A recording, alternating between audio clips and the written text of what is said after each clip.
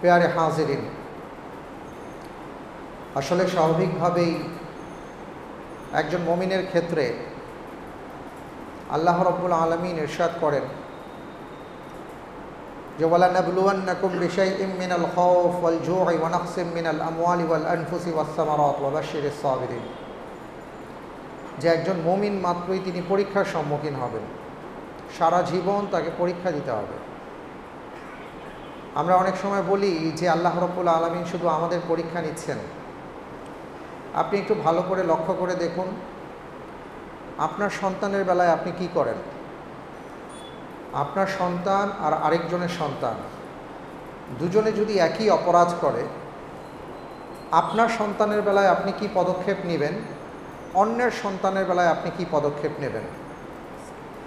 আপনার সন্তানের 19 থেকে 20 হয়ে গেলে আপনি সেটা সহ্য করেন না, কারণ যদি আপনি মনে করেন যে আমার সন্তানকে আমি সুসন্তান হিসাবে গড়ে তুলতে চাই, প্রতিটা মুহূর্ত তাকে চোখে চোখে রাখেন, তার কোনো সমস্যা হয়ে গেলে সাথে সাথে সেটা সমাধান করার চেষ্টা করেন, কখনো আদর সোহাগ, কখনো শাসনের মাধ্যমে। কখনো কখনো এমন শাসনও আদর্শ মা বাবাকে করতে দেখা যায়। অনেকে বলেন যে ভাই, এটার জন্য আপনি আপনার সন্তানকে এইভাবে না করলেও পারতেন, কিন্তু তার কথা হচ্ছে আমার সন্তান কেন এটা করবে। আবার সেই সন্তানের জন্য মা বাবার দরদটা কি আপনারা লক্ষ্য করে দেখবেন। ছোট্ট বাচ্চা যখন হাঁটতে শিখে, ও মাঝে মাঝে হাঁটার চেষ্টা করে, ও কিন্তু হাঁটছে, সামনে কি আছে ও জানে না, কিন্তু পিছনে বাবা দাঁড়িয়ে আছেন, মা দাঁড়িয়ে আছেন, ওর কোনো সমস্যা নাই, ওর কোনো টেনশন নাই। ও অনেক সময় বিছানা থেকে পড়ে যায়, হাঁটতে হাঁটতে পড়ে যেতে চায়, ও জানে না যে সামনে যে আমি পা দিচ্ছি এটা যে আমি পড়ে যাব, ও এটা জানা নাই। কিন্তু মা বাবা তার সাইডে থাকে, সে কিন্তু নানাভাবে সন্তানকে সহযোগিতা করেন, এই সন্তান কখনো বুঝতেও পারে না। আপনি আপনার সন্তান যখন ছোট ছিল, ওকে যখন উপরে ছুঁড়ে মেরেছিলেন, ও কিন্তু খিলখিল করে হাসছিল। কেন হাসছিল? কারণ ও জানে যে আমাকে উপরে ছুঁড়ে মারলেও যিনি আমাকে ছুঁড়ে মেরেছেন তিনি আমাকে ধরবেন। ওর কোনো টেনশন নাই, ও হাসে। টেনশন কিন্তু যিনি উপরে ছুঁড়ে মেরেছেন তার। আমি আমার বাচ্চাকে নিয়ে খেলা করি, তো আমি বুঝি এটা। তা আমি চিন্তা করি যে এই যে ছোট্ট শিশুটার প্রতি, সন্তানের প্রতি মা বাবার যতটুকু দরদ, তার কত লক্ষ কোটি গুণ বেশি, যেটা কোনো হিসাবের মধ্যে আসে না। এর চাইতে বেশি দরদ আল্লাহ রাব্বুল আলামিনের তার বান্দাদের জন্য। সুবহানাল্লাহ। আমি আপনি বুঝতে পারি না। তা আল্লাহ তাআলা কখনো সোহাগ করেন, কখনো আদর করেন, কখনো শাসন করেন, কারণ আল্লাহ রাব্বুল আলামিন এটাই চান যে তার যারা খালেস বান্দা, তারা যেন কখনো চোখের আড়াল হওয়ার চেষ্টা না করে। আড়াল তো হতেই পারবে না, কিন্তু চেষ্টা না করে। কারণ সে যদি মনে করে এই যে আমাকে কেউ দেখছে না, তখন তার ভেতরে অপরাধ তৈরি হতে পারে, তার ভেতরে অপরাধ প্রবণতা তৈরি হতে পারে। এটা যেন না হয়, এজন্য রব্বুল আলামিন সবসময় তাকে এমন এমন ঘটনাগুলো ঘটান তার জীবনে, সে যেন সবসময় স্মরণে রাখে আল্লাহ দেখছেন। আপনার বাচ্চাকে যখন আপনি পড়াতে বসান, ও যদি একাকী থাকে, আপনি কিন্তু খামোখা মাঝে মাঝে সাইড থেকে ডাক দেন, এই, তার মানে কি ওকে বুঝাচ্ছেন আমি কিন্তু দেখছি।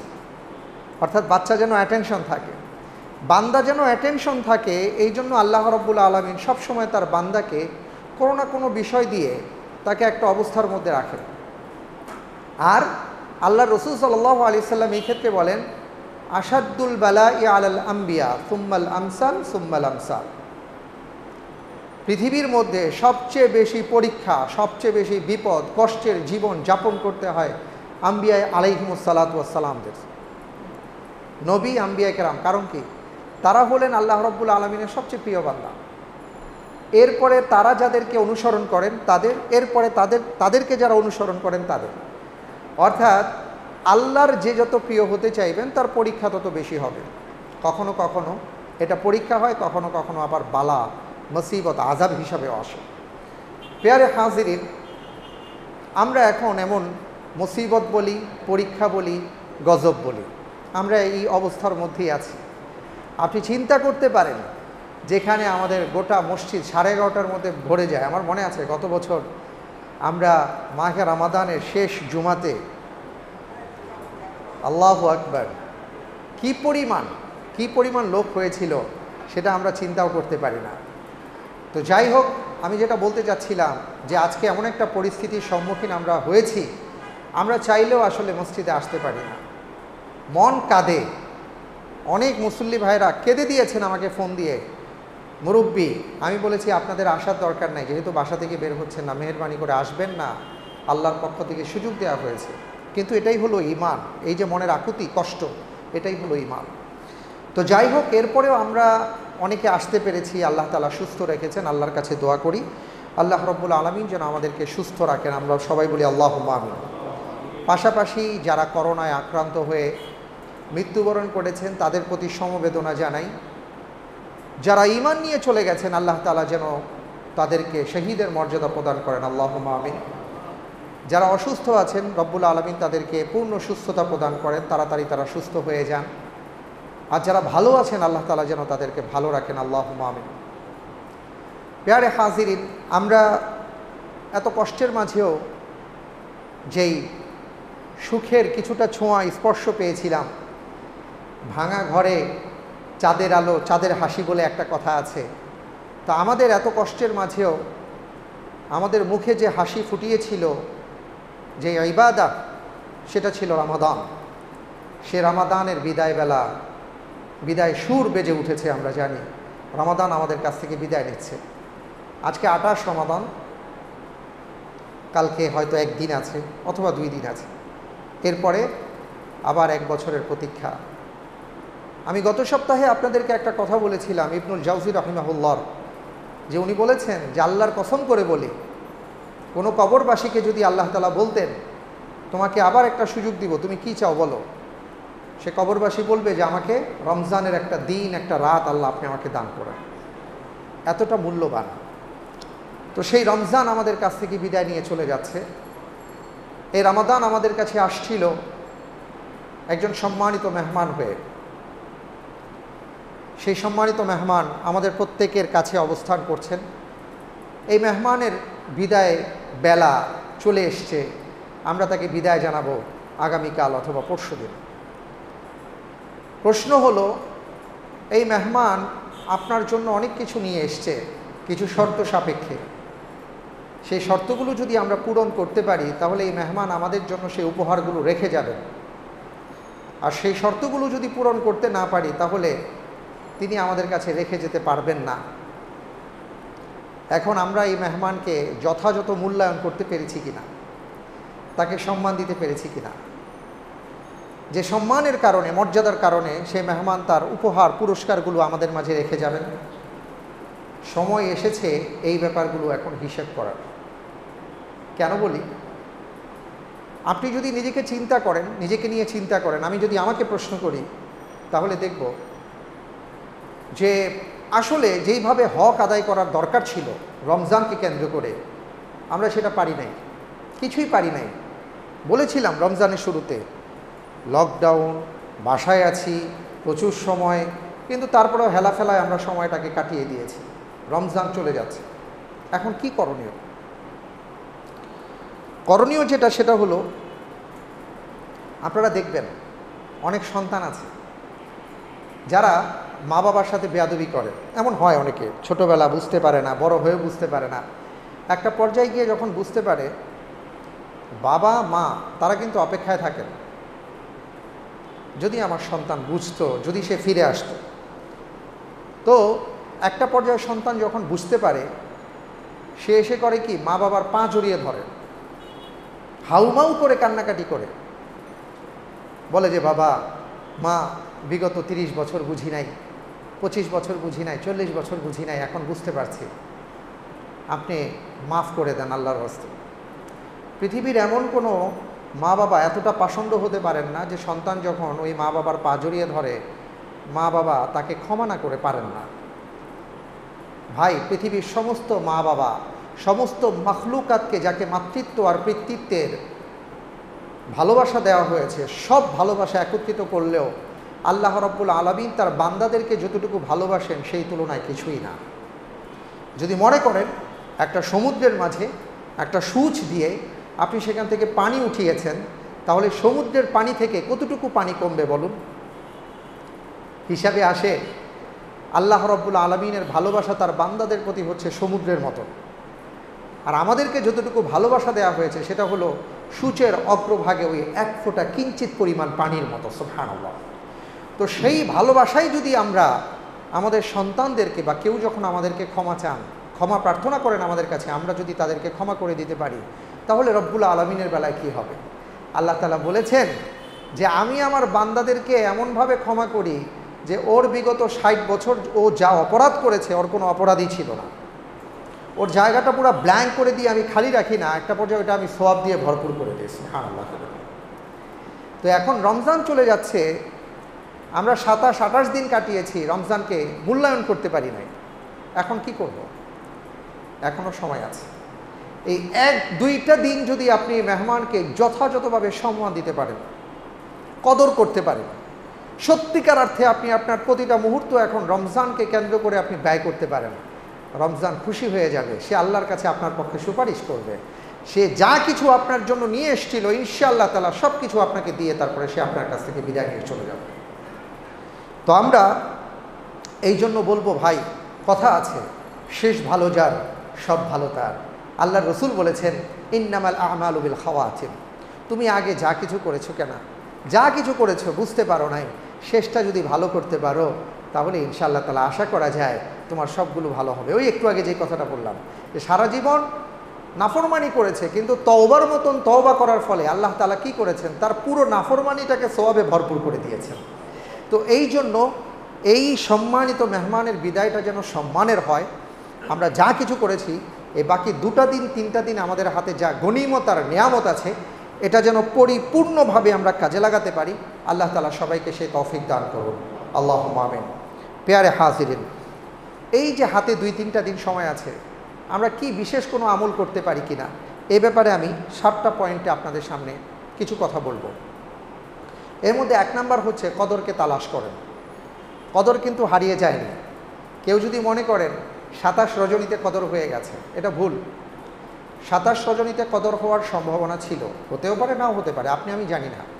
আপনি আমি যেহেতু জানি না, আল্লাহ রাসূল সাল্লাল্লাহু আলাইহি সাল্লাম বলেছেন তাহাররু লাইলাতুল কদরি মিনাল আশরিল আওয়াখির, শেষ দশকে লাইলাতুল কদরকে তালাশ করো। সুতরাং যতক্ষণ পর্যন্ত ঈদের চাঁদ উদিত না হবে ততক্ষণ পর্যন্ত লাইলাতুল কদর তালাশ আমাদেরকে করতে হবে, যদি এই মহিমান্বিত রজনী আমরা পেতে চাই। সুতরাং 27 রজনী চলে গেছে, তিলাওয়াত করতে করতে ক্লান্ত হয়ে গেছে, আর করব না। 1 খতম হয়ে গেছে, 2 খতম হয়ে গেছে, আর করব না। না, আপনার সময় শেষ হয়ে যায়নি। আপনি গত রাত্রে খেয়েছেন বলে সকালবেলা কি আপনি আর খাবেন না? আপনি কি ভাববেন যে রাতে তো অনেক খেয়েছি, সকালে ক্ষুধা লেগেছে তো কি হয়েছে, আর খাওয়ার দরকার নেই, দুপুরে ক্ষুধা লেগেছে তো আর কি হয়েছে, খাওয়ার দরকার নেই? না, আপনি কিন্তু প্রতিবারই নতুন করে চিন্তা করেন। আপনার কোরআনে কারিমের তিলাওয়াত শেষ হয়েছে, আবার শুরু করেন। আপনি কিছু একটা পড়ছিলেন, পড়তে থাকেন। আপনি যে ইবাদতগুলো করে যাচ্ছেন কন্টিনিউ করতে থাকেন। আপনার কদরের রাত কিন্তু চলে যায়নি, যে কোনো রাত এখনও কদরের রাত হতে পারে। সুতরাং তালাশ করুন। 2 নাম্বার যেটা বলতে চাই সেটা হলো, তিলাওয়াতের কথা বলেছি, সেটা আমরা খেয়াল করব। অনেক ভাইদেরকে শোনা যায় যে আমরা 27 রজনী পর্যন্ত পড়ে তিলাওয়াত হয়ে গেছে, খতম হয়ে গেছে, আর পড়তে চান না। না, এটা যেন না হয়, কারণ 27 রজনী যাওয়া মানে রমজান না, রমজান চলে যায়নি, রমজান আপনার হাতে আছে, প্রতিটা মুহূর্ত আপনার কাছে দামি।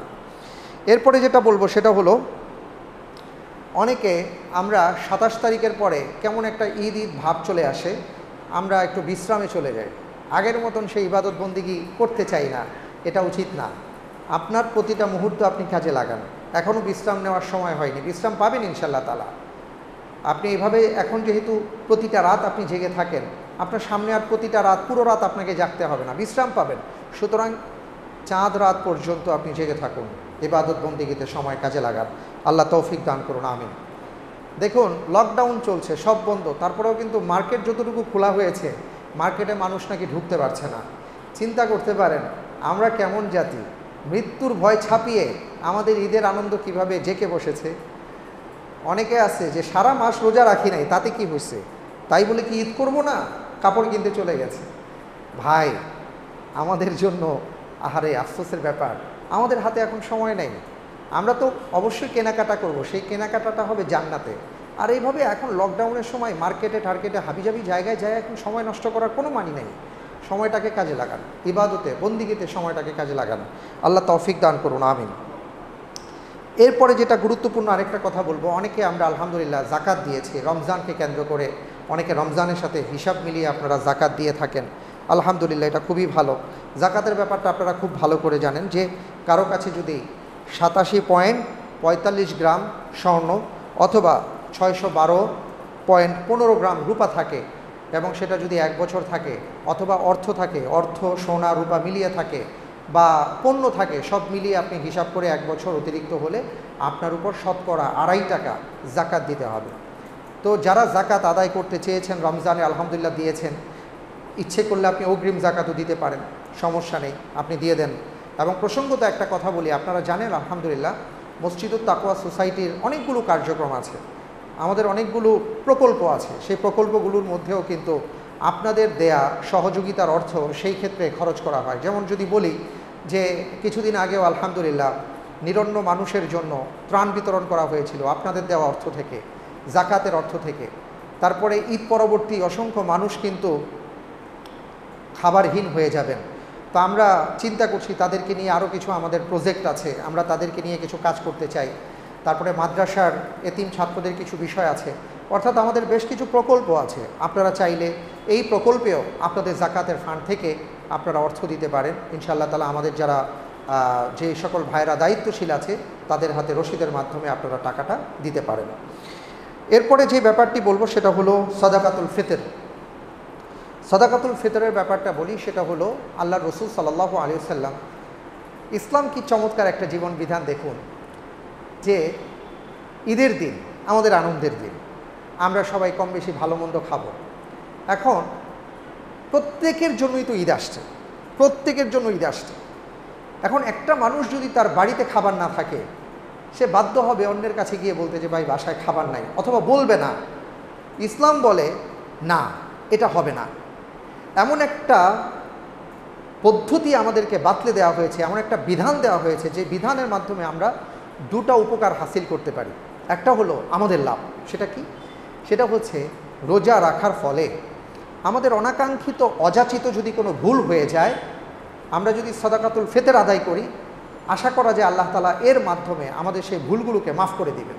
সুবহানাল্লাহি ওয়া বিহামদিহি। দ্বিতীয় যে বিষয়টা সেটা হলো ঈদের দিনে কোনো মানুষ যেন অনাহারে না থাকে, কোনো মানুষ যেন না বলে সবার বাসায় ভালো ভালো খাবার, আমার বাসায় একটু ভালো খাবারের ব্যবস্থা নাই। এই জন্য আল্লাহর রসুল বলেছেন যে তোমরা ঈদের সালাত পড়ার আগে, ঈদগাহে যাবার আগে তোমরা সাদাকাতুল ফিতর আদায় করো, যাতে করে ওই সাদাকার মাধ্যমে, ওই ফিতরার মাধ্যমে ওই লোকটি তার বাসায় ভালো মন্দ কিছু খাবার খেতে পারে। অর্থাৎ ঈদের দিনে কোনো মানুষ কোনো মানুষের কাছে খাবার চাইবে না, ইসলাম এটা ভালো চোখে দেখে না। এই জন্য যাদের পক্ষে আল্লাহ তৌফিক দিয়েছেন তাদের জন্য এই আদেশ দেওয়া হয়েছে যে তোমরা জাকাতুল ফিতর আদায় করো। সুবহানাল্লাহি ওয়া বিহামদিহি। এই ক্ষেত্রে একটি হাদিস বলি, বেশ কিছু বর্ণনা এসছে। ফারাদা রাসূলুল্লাহ সাল্লাল্লাহু আলাইহি ওয়াসাল্লাম যাকাতুল ফিতর, আল্লাহ রসুল সাল্লাল্লাহু আলাইহি ওয়াসাল্লাম যাকাতুল ফিতর ফরজ করেছেন বা ওয়াজিব করেছেন। সাআম মিন তামরিন আও সাআম মিন শাঈরিন সাআম মিন যাবিবিন সাআম মিন তুআমিন আন তুআদ্দা ক্বাবলা খুরুজিন নাস ইলা সালাত। সেখানে আল্লাহ রসুল সাল্লাল্লাহু আলাইহি ওয়াসাল্লাম বলেছেন যে তোমাদের উপর যাকাতুল ফিতর ওয়াজিব করা হয়েছে, খাবার থেকে যাকাতুল ফিতর দিতে পারো, গম দিতে পারো, খেজুর দিতে পারো, কিশমিশ দিতে পারো, পনির দিতে পারো। তারপরে তোমরা চাইলে কি বলে এই পনির দিতে পারো, কিশমিশ দিতে পারো, খাদ্য থেকে দিতে পারো। এখন এই যে কথাগুলো বলা হয়েছে, এটা কেন 5-6টা আইটেম আল্লাহ রসুল সাল্লাল্লাহু আলাইহি ওয়াসাল্লাম বলেছেন, কেন বলেছেন? এটা একটা চিন্তার বিষয়। আমরা সারা জীবন দেখে আসছি ইসলামিক ফাউন্ডেশন থেকে কত বলছে, 75 টাকা, 70 টাকা। ও আচ্ছা, আমি মনে করছি 70 টাকাই আমার জাকাত। আসলে ব্যাপারটা কিন্তু এমন নয়। ব্যাপারটা হচ্ছে কি, আমি বলি, মূল ব্যাপারটা বলি। তৎকালীন সময়ে 3টা পরিমাপক জিনিস ছিল। একটা ছিল আপনার যেটাকে বলা হয় মুদ, তারপরে ছিল আপনার মিসকাল, এইভাবে 3টা বিষয় ছিল। হ্যাঁ, তো আরেকটা ছিল দেরহাম, এইভাবে মাপা হতো। তো লাস্টে মুদের হিসাবেই আমরা মূলত দিয়ে থাকি। 4 মুদে 1 সা হয়। আল্লাহ রসুল বলেছেন 1 সা পরিমাণ। এটা নিয়ে একটু ইখতিলাফ আছে, কেউ বলেছেন অর্ধ সাও দেয়া যেতে পারে, এটার একটা ব্যাখ্যা আছে, আমি সেদিকে যাচ্ছি না, আমি মূল কথাটা বলি। সেটা হলো 4 মুদে 1 সা। একসাকে যখন মাপ করা হয়েছে সেটা দেখা হয়েছে যে 3 কেজি 271 গ্রাম হয়। 3 কেজি 271 গ্রাম। কেউ যদি পূর্ণ একসা দিতে চান 3 কেজি 271 গ্রাম দিতে পারেন, আর কেউ যদি অর্ধসা দিতে চান তার জন্য আসবে 1 কেজি 636 গ্রাম। তো এখানে রাসূল সাল্লাল্লাহু আলাইহি ওয়াসাল্লাম 6টা আইটেম বা 5টা আইটেমের কথা কেন বলেছেন? এটা চমৎকার একটা ব্যাপার আছে, সেটা হলো লিভিং স্ট্যান্ডার্ড অনুপাতে।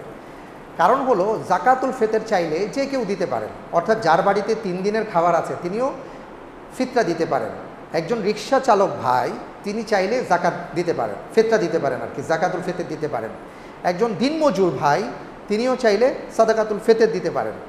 এখন তিনি হয়তো জবের হিসাব, আটার হিসাব, চালের হিসাব করবেন, কিন্তু যেই মানুষটার লক্ষ লক্ষ কোটি কোটি টাকা ইনকাম তিনিও কি আটার হিসাব করবেন? ওই রিক্সা চালক ভাই যেই দরে জাকাতুল ফিতর দিচ্ছেন তিনিও কি সেই একইভাবে দিবেন? না।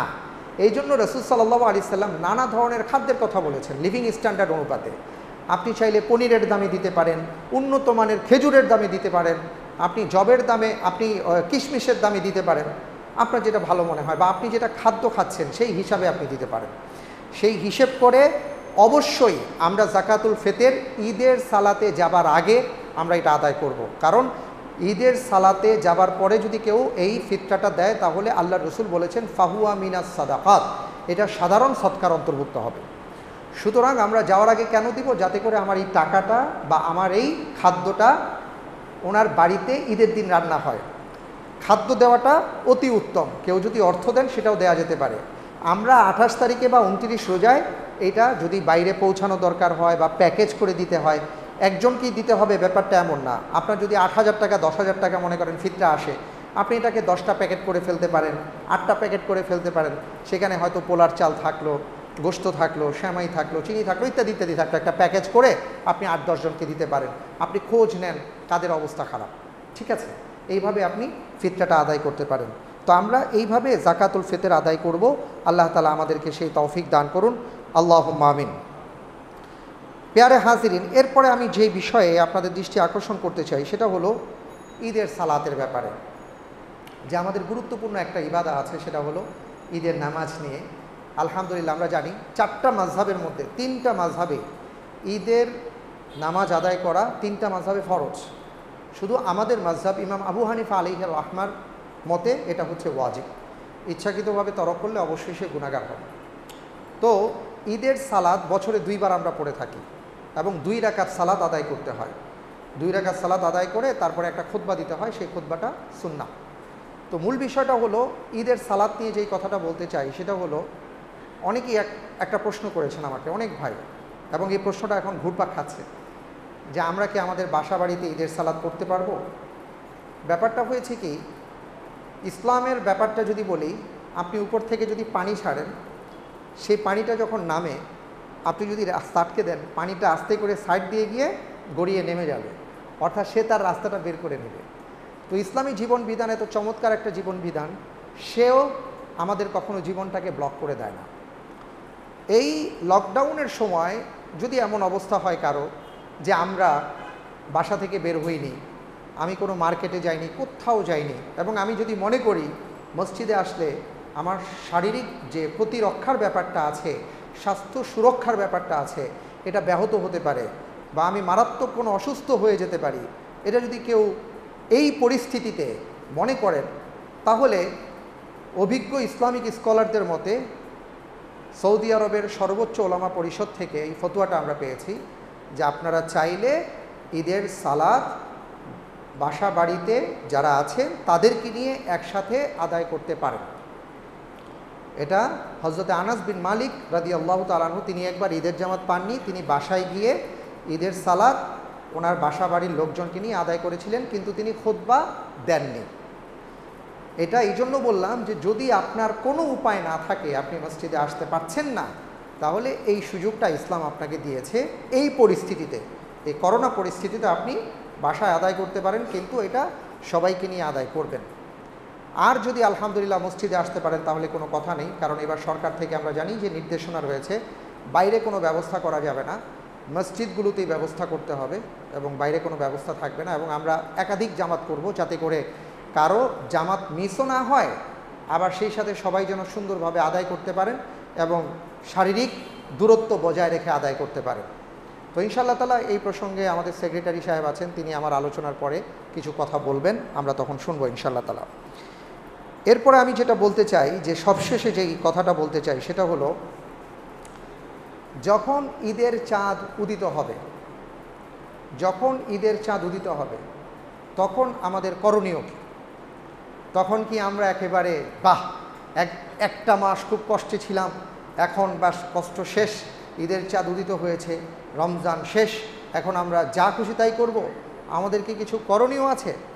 এই ব্যাপারে কয়েকটা কথা আপনাদের সামনে তুলে ধরতে চাই। সেটা হলো, দেখুন, ওই যে বললাম, শেষ ভালো যার সব ভালো তার। ঈদ তো তাদের জন্য যার গুনাহ আল্লাহ মাফ করেছেন, তাই নয় কি?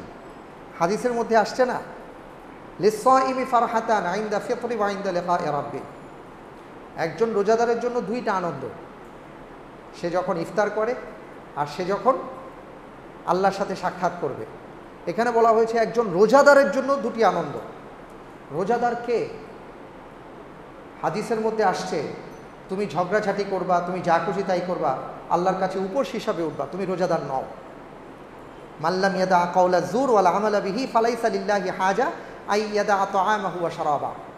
কেউ যদি মিথ্যে কথা ছাড়তে না পারে, মিথ্যে কাজ ছাড়তে না পারে, মানুষের হক নষ্ট করে যায়, তাহলে তার রোজা রাখার মধ্যে কোনো ফায়দা নাই। এখন আসেন সবাইকে প্রশ্ন করি, আমরা কি রোজাদার? যদি রোজাদার হই তাহলে ঈদের দিন আমাদের আনন্দ, আর যদি রোজার হক আদায় না করতে পারি তাহলে তো আমাদের জন্য আনন্দের কিছু নাই। এই কারণে হযরতে আবু বকর সিদ্দিক রাদিয়াল্লাহু আনহু, ওমর ইবনুল খাত্তাব রাদিয়াল্লাহু তাআলা আনহু, ওমর বিন আব্দুল আজিজ রাহিমাহুল্লাহ, তাদের মতন ব্যক্তিবর্গরা ঈদের দিন বাচ্চা মানুষের মতন কান্নাকাটি করতেন। কেন? হযরতে ওমর ফারুক রাদিয়াল্লাহু তাআলা আনহু বলেন, ঈদ তো তাদের জন্য যাদের রোজা আল্লাহ কবুল করেছেন, তাদের গুনাহ মাফ হয়ে গেছে, তারা আল্লাহর কাছে নিষ্পাপ হয়ে গেছেন। কিন্তু আমি তো জানি না যে আমার কি অবস্থা, আমি যেহেতু জানি না আমার কি অবস্থা, তাহলে আমি কিভাবে আনন্দ উদযাপন করব? ইন্নামাল আমালু বিল খাওয়াতিম। সুতরাং চাঁদ রাত হলে আল্লাহর কাছে আমাদের কান্নাকাটি করতে হবে, আল্লাহর কাছে রোনাজারি করতে হবে যে আল্লাহ, রমজানের কোনো হক আদায় করতে পারিনি, তুমি মাফ করে দাও, আমাদের সেই সুযোগ হাতছাড়া হয়ে গেছে, কিন্তু তুমি তো আছো, তুমি তো আমার মালিক, তুমি চাইলে সব কিছু দিতে পারো। যেই কদর চলে গেছে গত রাতে, কিন্তু সেই কদর দেওয়ার মালিক তো এখনও আছেন, তিনি চাইলে তো আমাকে সওয়াব দিয়ে ভরপুর করে দিতে পারেন, তিনি চাইলে তো আমাকে মাফ করে দিতে পারেন। আল্লাহর কাছে কান্নাকাটি করা ইনশাআল্লাহ রাজি আছি, আল্লাহ তৌফিক দান করুন, আমিন। এরপরে নিজের একটু হিসাব নিকেশ করা। বছর শেষে আমরা যখন হালখাতা খুলি আর বন্ধ করি, তখন যেমন ব্যবসায়ীরা হিসাব করে যে এই ব্যবসায়িক মৌসুমে কয় টাকা লাভ হলো, কয় টাকা লোকসান হলো। আপনার ইবাদতের মৌসুম চলে যাচ্ছে, আপনি কি একটু হিসাব করবেন না? হিসেব করেন, কারণ হিসেব করলে আপনার হিসেব বোঝা যাবে যে আপনি কতটুকু লাভবান হয়েছেন, কতটুকু আপনার লোকসান হয়েছে। ওই অনুপাতে যদি লোকসান হয়ে যায়, লাভ দেওয়ার মালিক তিনি আপনাকে দেখছেন, তার কাছে কান্নাকাটি করেন, তওবা করেন, ইস্তেগফার করেন, ক্ষমা প্রার্থনা করেন। সেই মালিক আপনার কান্না শুনবেন, আপনার আওয়াজ শুনবেন, কারণ সেই মালিকের পক্ষ থেকে বলা হয়েছে, উদউনি আস্তাজিব লাকুম, ও আমার বান্দা, যখনই আমাকে ডাকবে তখনই আমি তোমার ডাকে সাড়া দিব। সুবহানাল্লাহ। আল্লাহ তাআলা বলেন নাই যে শুধুমাত্র লাইলাতুল কদরই আমি তোমার ডাকে সাড়া দিব, শুধুমাত্র রমজানই সাড়া দিব, লাইলাতুল কদরের পরেও আমি আছি, তুমি কেবল আমাকে ডাকো, আমি তোমার ডাকে সাড়া দিব। এই জন্য ঈদের রাতে আসুন আল্লাহর কাছে কান্নাকাটি করি, তওবা করি, ইস্তেগফার করি। রব্বুল আলামিন আমাদের সেই তৌফিক দান করুন, আমিন। এরপরে আমরা আরেকটা যেটা চিন্তা করব সেটা হলো যে রব্বুল আলামিন, একটা বছর চলে গেল, একটা মাস চলে গেল, আবার এক বছরের অপেক্ষা। আল্লাহ আগামী বছর, আগামী রমজান পর্যন্ত আমাদের হায়াতকে আপনি বাড়িয়ে দেন। এটার জন্য আল্লাহর কাছে আমাদের বেশি বেশি করে দোয়া করা, আল্লাহর কাছে কান্নাকাটি করা। রব্বুল আলামিন আমাদের সেই তৌফিক দান করুন, আল্লাহুম্মা আমিন। পাশাপাশি কয়েকটি কথা বলতে চাই, সেটা হলো বিশেষ করে আমাদের যুবকদের মধ্যে এই অবস্থাটা দেখা যায় যে যখনই চাঁদ রাত উদিত হয় তখনই দেখা যায় যে আমাদের ছেলে পেলেগুলা যা করছে, এখন সব কাজা কাফারা একসাথে যেন আদায় করতে চায়। আর কি শয়তান 30 দিন ধরতে পারি নাই, শয়তান ওই এক রাতে এসে বিগত 30 দিন সহকারে 360 দিন যেন সে একেবারে সব কড়াই গন্ডায় উসুল করতে চায়। এই জন্য আমাদের ছেলেগুলো একেবারে উচ্ছৃঙ্খল হয়ে যায়, আমাদের বাচ্চাগুলো উচ্ছৃঙ্খল হয়ে যায়। এটা যেন না হয়, এদিকে আমাদের লক্ষ্য রাখতে হবে। আমরা ঈদের চাঁদ উদিত হওয়ার সাথে সাথেই গান বাজনায় মত্ত হয়ে যাই, চ্যানেলগুলো ভুলে যায় যে কি হয়েছিল, একটা মাস আমরা কি করেছিলাম। আমি খুব অবাক হয়ে যাই, হাজারে হাজার লক্ষ লক্ষ মানুষ মারা যাচ্ছে, প্রতিনিয়ত আমরা মৃত্যু সংবাদ শুনছি। তারপরও কোন সিনেমাটা আসলো, কোন নাটকটা আসলো, কোন সেলিব্রিটি কি করলো, কে কার সাথে টক শোতে কী বলছে, হ্যাঁ বেহুদা জিনিস দিয়ে আমরা ভরপুর করে রাখি। আর আমরা এগুলো দেখার জন্য শোনার জন্য পাগল হয়ে যাই। ইন্না সামা ওয়াল বাসরা ওয়াল ফুআদা কুল্লু উলাইকা কানা আনহু মাসউলা। আল্লাহ তাআলা বলেছেন, শোনো, তোমাদের কান যা শুনছে, তোমাদের শ্রবণ শক্তি যা শুনছে, তোমাদের জবান যা বলছে, তোমরা যা চিন্তা করছো, তার সব কিছু সম্পর্কে তোমাদেরকে জিজ্ঞাসিত হতে হবে। সুতরাং আল্লাহকে ভুলে যাব না। রব্বুল আলামিন আছেন, দেখছেন। বিগত একটা মাস আপনি ইবাদত করেছেন, মুহূর্তের মধ্যে সব কিছু শেষ করে দিবেন। আপনারা চ্যানেলের দিকে তাকাবেন না, ওরা যা খুশি তাই করুক, এটা আল্লাহ দেখবেন। কিন্তু আমরা যেন নাফরমানিতে লিপ্ত না হই। আমাদের দিকে আমাদের চিন্তা আমাদের করতে হবে যে মানুষটা আজকে করোনায় আক্রান্ত। বাইরে থেকে আমরা অনেক কথা বলি, যখন শুনি যে সে করোনায় আক্রান্ত, তখন আমরা বুঝতে পারি যে বুঝিয়ে দিয়েছে করোনা, আমরা কেউ কারো না। বুঝিয়ে দিয়েছে করোনা, আমরা কেউ কারো না। কারণ যার যার ইয়া নাফসি সে করে। সুতরাং কারো কথায় আমরা প্রলুব্ধ হব না, কারো কথায় আমরা প্রবঞ্চিত হব না, বরং আমি আমার কথা চিন্তা করব। আজকে দেখেছেন, করোনায় আক্রান্ত হলে সাথে সাথে আশেপাশের মানুষ বলে তার ধারের কাছে যেও না। এমনকি তার স্বামী, তার স্ত্রী, তার সন্তান, তার পরিবার, তার মা, তার বাবা পর্যন্ত তার ধারের কাছে যেতে পারে না। 3 ফুট দূর থেকে কথা বলতে হয়, তাকে একটা দরজায় রেখে দিতে হয়, আলাদা একটা ঘরের মধ্যে তাকে রেখে দিতে হয়। তাহলে আপনি কার কথা বলবেন? কে আপনার পাশে এসে দাঁড়াবে? আল্লাহ ছাড়া কেউ নাই আমাদের, একমাত্র আল্লাহ ছাড়া কেউ নাই। সুতরাং সেই আল্লাহকে ডাকুন, কারো কথায় আমরা বিভ্রান্ত হব না, আমরা কোনো নাফরমানিতে লিপ্ত হব না। আল্লাহ সেই তৌফিক দান করুন, আমিন। আরেকটি কথা বলি, সেটা হলো যে আমাদের অনেক ছেলে পেলে আলহামদুলিল্লাহ অনেক ভাইরা আছেন, করোনার ভয়ে সেলুনে গিয়ে চুলও কাটার নাই, দাড়িও কাটার নাই, যে আবার না কি হয়। আচ্ছা, করোনার ভয়ে অনেক ঘটনাই তো ঘটছে, তাই না? আমরা যে সকল আমাদের মা বোনেরা হিজাব পরিহিতা ছিলেন, বোরকা পরতেন, তাদেরকে নিয়ে কত আমরা দুষ্টামি করছি, তাই না? অনেকেই আছেন, হ্যাঁ কেমন দেখা যায়, এটা সেটা হাবিজাবি। কিন্তু এখন যে আমরা কিম্ভূত কিমাকার পোশাক পরে রাস্তার মধ্যে বের হচ্ছি করোনার ভয়ে, এখন কিন্তু কেউ কিছু বলে না। জাহান্নামের ভয়ে ওই মেয়েটা হিজাব পরিহিতা ছিল, এটা নিয়ে আমাদের কত কথা ছিল। আমরা যখন কাউকে বলেছি, ভাই জাহান্নামকে ভয় করো, তোমার চুলগুলোকে ঢেকে রাখো, এই হুজুর মানি হলো ফতুয়া দেওয়া, অনেক কথাই তো আমাদেরকে বলে। কিন্তু এখন করোনার ভয়ে কত কাহিনী হচ্ছে দেখছেন, কি কি কালারের পোশাক পরে যে ভাইয়েরা রাস্তার মধ্যে বের হয়, এখন এটা নিয়ে কারো কোনো মাথা ব্যথা নাই, কারণ সবাই সবার ইয়ানাফসি করছে। এই শিক্ষাটা যেন আমরা নিতে পারি। কেমন? করোনা তো চলে যাবে, এই শিক্ষাটা যেন থেকে যায়, এই শিক্ষাটা যেন থেকে যায় যে জাহান্নামের ভয় করোনার চাইতে ভয়াবহ। সুতরাং ওই ভয় নিয়ে যদি চলি, তাহলে কে কি বললো না বললো সেদিকে তাকাবো না, আল্লাহ কি বলেছেন, তার রসুল কি বলেছেন, সেই কথাগুলো আমরা মেনে চলার চেষ্টা করব। রাজি আছি সবাই? অনেক ভাইরা বলতেন, ভাই দাড়ি তো রাখতে চাই, কিন্তু আপনার ভাবি সাহেব পছন্দ করেন না। এখন সেই ভাবি সাহেব বলছেন, খবরদার সেলুনে যাবা না, দাড়ি যত লম্বা হয় হোক সমস্যা নাই, চুল যা হওয়ার হোক সমস্যা নাই, কারণ করোনায় আক্রান্ত হতে পারো। এখন আমি সেই ভাইকে বলবো, ভাই আপনার জন্য সুবর্ণ সুযোগ চলে আসছে। আপনি ভাবিকে বলেন যে, শোনো, তুমি আমাকে ভালোবাসো বলেই তো বলেছো যে করোনার ভয়ে আমি যেন সেলুনে না যাই, তো তুমি কি চাও না যে আমি জান্নাতে যাই? আল্লাহর রসুল সাল্লাল্লাহু আলাইহি ওয়াসাল্লাম তিনি দাড়িকে লম্বা করতে বলেছেন, দাড়িকে ফিতরত বলা হয়েছে, মোচকে খাটো করতে বলা হয়েছে। তো আমি রসুলের একটা সুন্নাহ আমি জারি রাখতে চাই, এটা ওয়াজিব বলা হয়েছে। এবং এমন একটা সুন্নাহ, এমন একটা আমল, যে আমলটা আপনি কবরে নিয়ে যাবেন, কবরে নেওয়ার পরে আপনার কোনো আমল খুঁজে পাওয়া যাবে না, একটা আমল প্রকাশ্য থাকবে, সেটা হলো আপনার দাড়ি। আপনি চিন্তা করেছেন?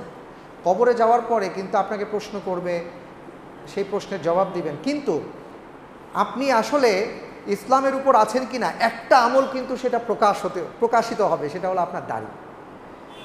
এই সুযোগটা হাতছাড়া করবেন না। চাঁদ রাত আসলেই 1 মাস আপনি দাড়ি কাটেন নাই, চুলে হাত দেন নাই, আলহামদুলিল্লাহ, দাড়িতে আর হাত দেওয়ার দরকার নেই। করোনার ভয়ে এতদিন দাড়ি কাটেন নাই, এখন জাহান্নামের ভয়ে দাড়ি কাটবেন না। রাজি আছি ইনশাল্লাহ?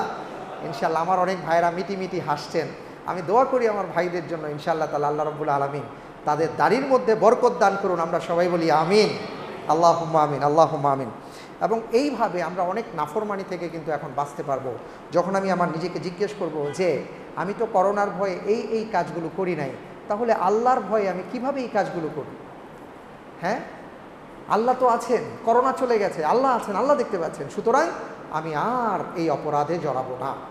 এইভাবে আমরা যদি ইনশাআল্লাহ তাআলা জীবনযাপন করি, আশা করা যায় আল্লাহ তাআলা আমাদের জীবনটাকে ধন্য করবেন। ভাই, যেই কথাগুলো বললাম, আল্লাহ রাব্বুল আলামিন এই কথাগুলোর উপর আমাদের আমল করার তৌফিক দান করুন। আল্লাহুম্মা আমিন।